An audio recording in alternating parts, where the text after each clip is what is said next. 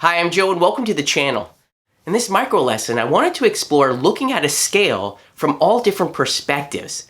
As we learn and grow as guitarists, we actually learn things in different stages, and all of them are important and all of them serve a purpose. Let me grab a guitar and I'll show you what I'm talking about. So usually the first step that we learn to play anything on the guitar is usually a pattern or a fingering for a chord.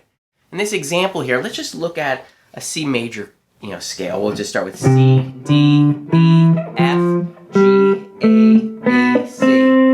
Now if we were going to learn this, maybe let's say in this position here, we would look at it as from a pattern standpoint. We'd be playing with our second finger, so we say 2, 4, 1, 2, 4, 1, 3, 4. And there's nothing wrong with that. That's always a great way to get started. I mean, our famous patterns are the pentatonic boxes, right? 1, 4, 1, 3, 1, 3, 1, 3, 1, 4, 1, 4. Everyone's favorite box. So learning these patterns is always a great place to start because you're learning the fingerings for these things. But the next level really is to take it to learning and understanding the notes that you're playing, especially in relationship to the scale. So let's again stick with C. We know we're playing again C, D, E, F, G, A, B, and C again, the octave. And this is great because you really want to learn the notes on the neck. And lots of times, sometimes we get stuck in ruts because we're playing in patterns and we're not really thinking about the notes that we're playing. And another way to look at these notes though, the next level to that would be, or what's the scale degrees that you're playing for the scale. So as an example, if I play again that C scale,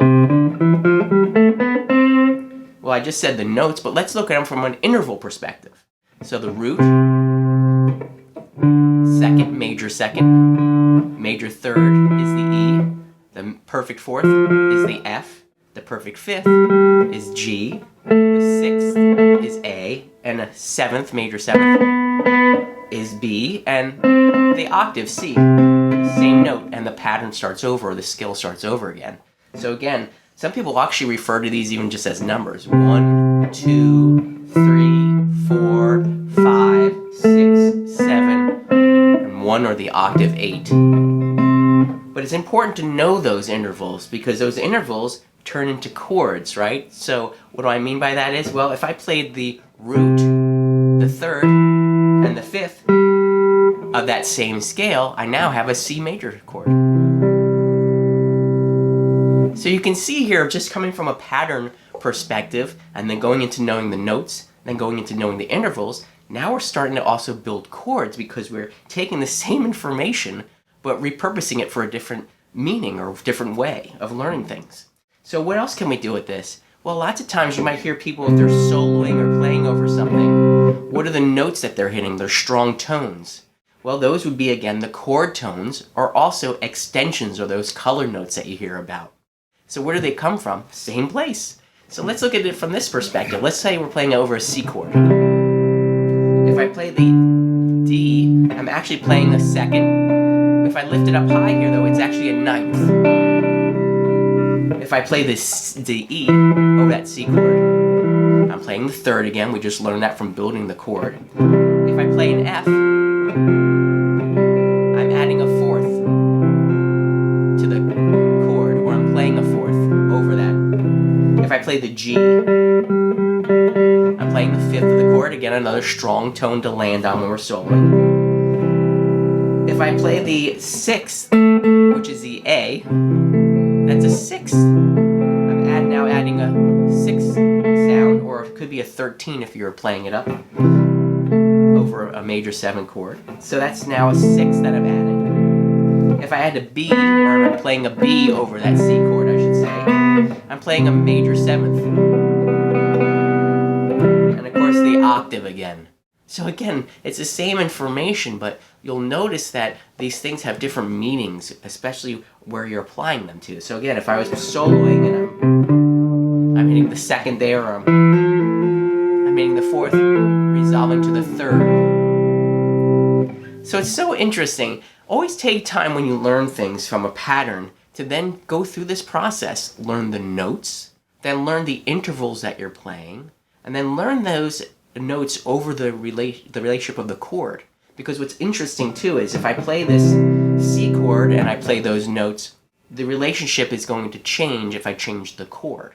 Well, what do I mean by that? Well, let's say I went to the 4 chord in this key of C. And now I played my C's, which was the root for that C chord.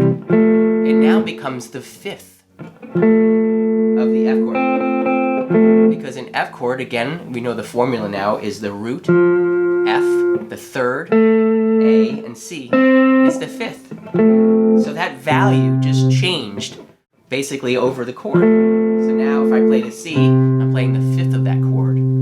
So you can see here that you can explore forever the possibilities and the different combinations. So here's another example or something I'll leave you with to practice. Let's look at your pentatonic scale again, that box 1.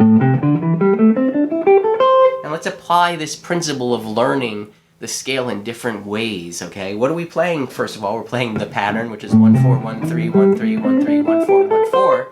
But we're also playing what notes? Well, A, C, D, E, G, and A, the octave again. What are the scale degrees that we're playing here?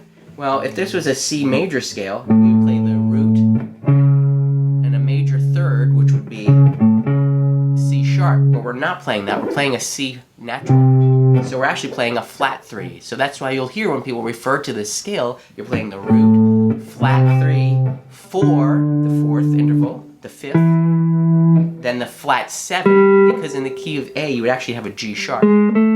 So we're playing a G natural, so it's a flat 7, and then the octave again, the A. So 1, flat 3, 4, 5, flat 7, and the root. And then we can take this again a step further. If we're playing over the A7 chord in a blues, if I play the A, I'm playing a strong note, I'm playing the root. If I play the C, I'm playing the flat 3, and that chord actually has a major 3rd in it. That's why lots of times you'll hear players will tweak that flat 3 to imply that major 3rd, so it matches the chord. If I play the D over that chord, I'm playing basically a 4th. And if I play the E, I'm playing the 5th. And if I play the G, I'm playing the flat 7 of that chord, which is in that chord.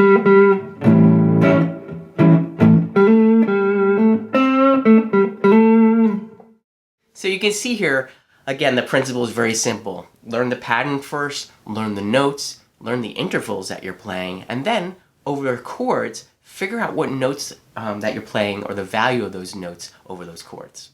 I think it's important to look at all of these perspectives because each of them are going to teach you a different thing about the notes that you're playing over the relationship to the music. That's another micro lesson down. I hope that you enjoyed this video and you found some value in it. And if you did, would you do me a favor? I'm really trying to grow the channel. Would you help me out by subscribing down below, hitting the like button, and knocking on the bell? All these things, again, support the channel, and I'm so grateful for that. Have a great day.